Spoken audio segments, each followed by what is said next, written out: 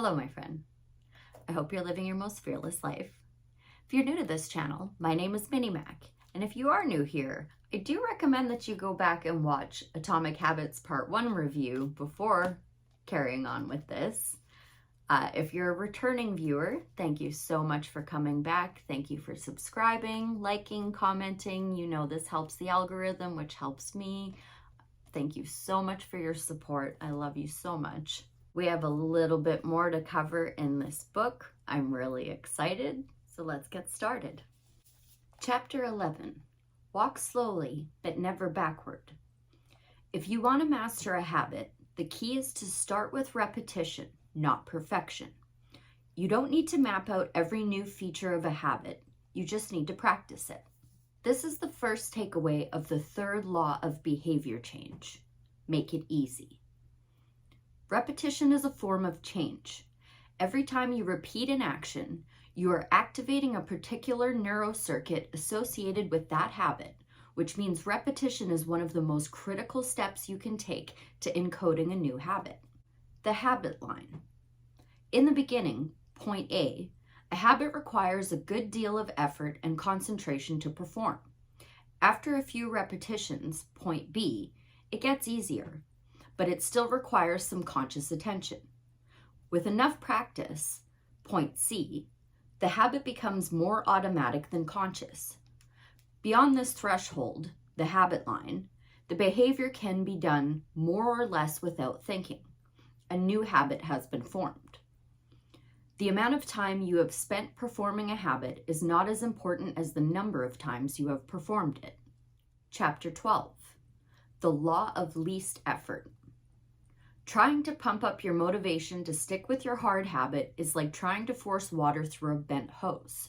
You can do it, but it requires a lot of effort and increases the tension in your life. Making your habits simple and easy is like removing the bend in the hose. Rather than trying to overcome the friction in your life, you simply reduce it. One of the most effective ways to remove the friction associated with your habit is to practice environment design as discussed in Chapter 6. Part 1. Ask yourself, how can I design my world to make it easy to do what is right? Redesign your life so that the actions that matter to you the most are the easiest to do. Human behavior follows the law of least effort. We will naturally gravitate towards the option that requires the least amount of work. Prime your environment to make future actions easier. Chapter 13. How to stop procrastinating by using the 2-minute rule. I love this one. Mastering the decisive moments throughout your day is so important. Each day is made up of many moments, but it is really a few habitual choices that determine the path you take. These little choices stack up, each one setting the trajectory for how you spend the next chunk of time. The difference between a good day and a bad day is often a few productive and healthy choices made at decisive moments. Each one is like a fork in the road, and these choices stack up throughout the day and can ultimately lead to very different outcomes. The 2-minute rule. When you start a new habit, you should take less than 2 minutes to do it. The idea is to make your habit as easy as possible to start. Once you start doing the right thing, it's much easier to continue doing it. A gateway habit, if you will. That's cute. Your goal might be to run a marathon, but your gateway habit is putting your running shoes on. You have to standardize before you can optimize. Habits can be completed in a few seconds, but continue to impact your behavior for minutes or hours afterwards. The more you ritualize the beginning of a process, the more likely it becomes that you can slip into the state of deep focus that is required to do great things. Chapter 14. How to make good habits inevitable and bad habits impossible. Sometimes success is less about making good habits easy and is more about making bad habits hard. We can do this by creating what psychologists call a commitment device. A commitment device is a choice you make in the present that locks in better behavior in the future. For example, gamblers can call casinos and voluntarily put themselves on the ban list, or boxers can leave their wallets at home so they don't have fast food money. Entrepreneurs can call and arrange meetings for their businesses, etc., etc. The ultimate way to lock in your future behavior is to automate your habits. Also, one-time choices like buying a better mattress or enrolling in an automatic savings plan are single actions that can automate your future habits and deliver increasing returns over time. Chapter 15, the cardinal rule of behavior change. The fourth law, make it satisfying. What is rewarded is repeated. What is punished is avoided. Positive emotions cultivate habits. Negative emotions destroy them.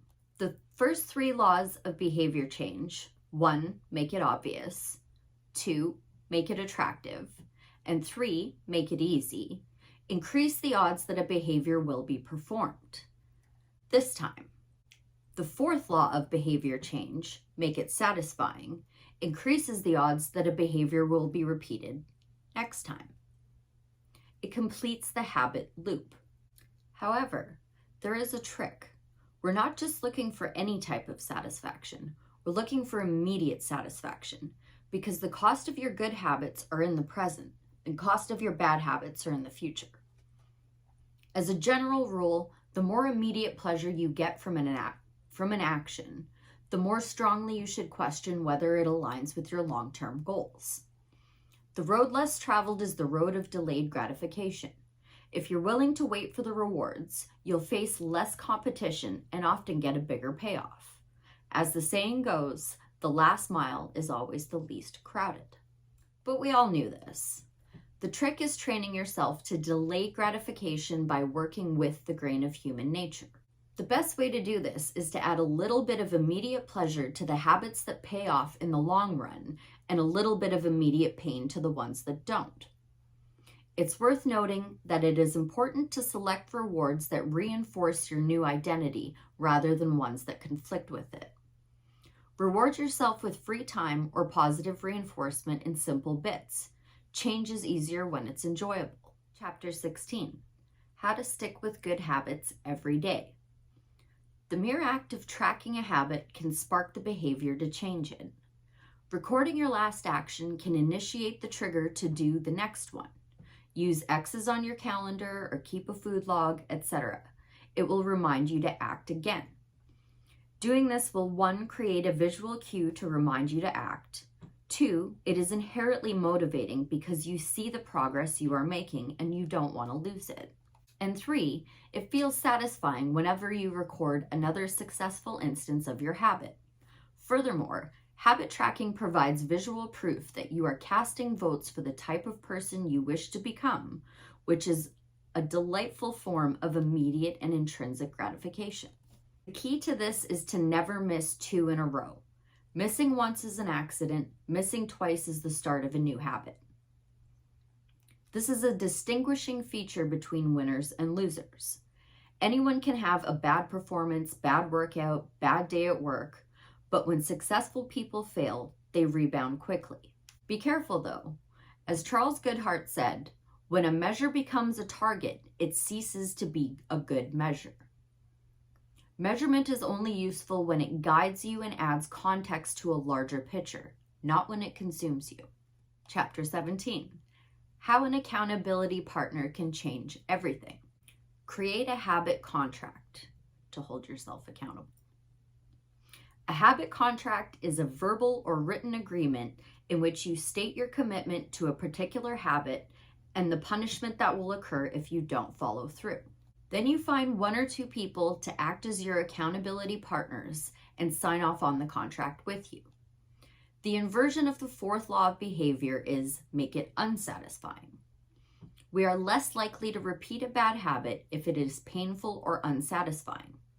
An accountability partner can create an immediate cost to inaction. It makes it public and painful. This can be a powerful motivator. Chapter 18, the truth about talent, when genes matter and when they don't. Boiling water will soften a potato, but harden an egg. You can't control whether you're a potato or an egg, but you can decide to play a game where it's better to be hard or soft. The secret to maximizing your odds of success is to choose the right field of competition. Pick the right habit and progress is easy. Pick the wrong habit and life is a struggle. Habits are easier when they align with your natural abilities. Choose the habits that best suit you. Play a game that favors your strengths. If you can't find a game that favors you, create one. Chapter 19, the Goldilocks Rule, how to stay motivated. The Goldilocks Rule states that humans experience peak motivation when working on tasks that are right on the edge of their current abilities. Not too hard, not too easy, just right. Maximum motivation occurs when facing a challenge of just manageable difficulty. In psychology research, this is known as the Yerkes-Dawson law, which describes the optimal level of arousal as the midpoint between boredom and anxiety. The greatest threat to success is not failure, but boredom.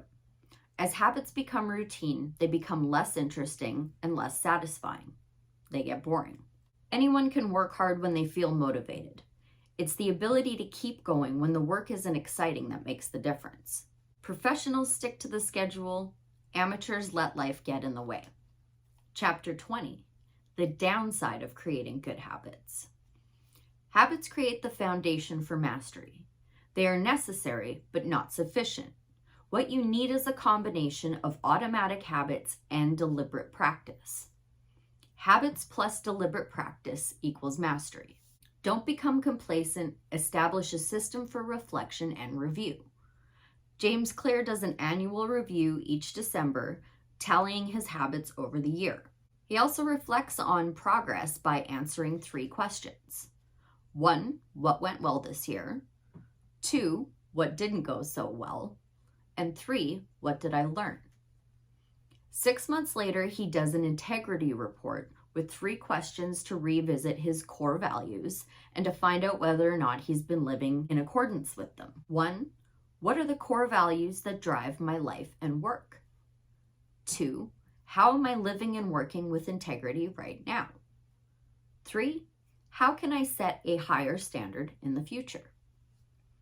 These 2 reports don't take very long, just a few hours a year, but they're crucial periods of refinement. They prevent the gradual slide that happens when you don't pay close attention. They provide an annual reminder to revisit your desired identity and consider how your habits are helping you to become the type of person you wish to be. Some advice here: don't cling tightly to one identity. When you do, you become brittle. You lose that one thing and you lose yourself. Instead, keep an open mind and be willing to keep growing and changing. Be flexible and work with the changing circumstances. The hard and the stiff will be broken. The soft and the supple will prevail. Lao Tzu. Conclusion. The secret to results that last. The process of mastery requires that you progressively layer improvements on top of one another, each habit building upon the last until a new level of performance has been reached and a higher range of skills has been internalized. The secret to getting results that last is to never stop making improvements. It's remarkable what you can build if you just don't stop. It's remarkable the business you can build if you don't stop working. It's remarkable the body you can build if you don't stop training. It's remarkable the knowledge you can build if you don't stop learning. It's remarkable the fortune you can build if you don't stop saving. It's remarkable the friendships you can build if you don't stop caring. Small habits don't add up, they compound. That's the power of atomic habits. Tiny changes, remarkable results. I hope you enjoyed this book as much as I did. I actually wish I did this before I did Breaking the Habit of Being Yourself. It's all right. It found me when it needed to, sooner than later. I really do hope this has been as beneficial for you as it is for me. I'm a huge fan of this book. I do have a few more up my sleeve, so join me the same time next Sunday, 6 a.m. Pacific Standard Time. And until then, peace, love, and light, and bye for now.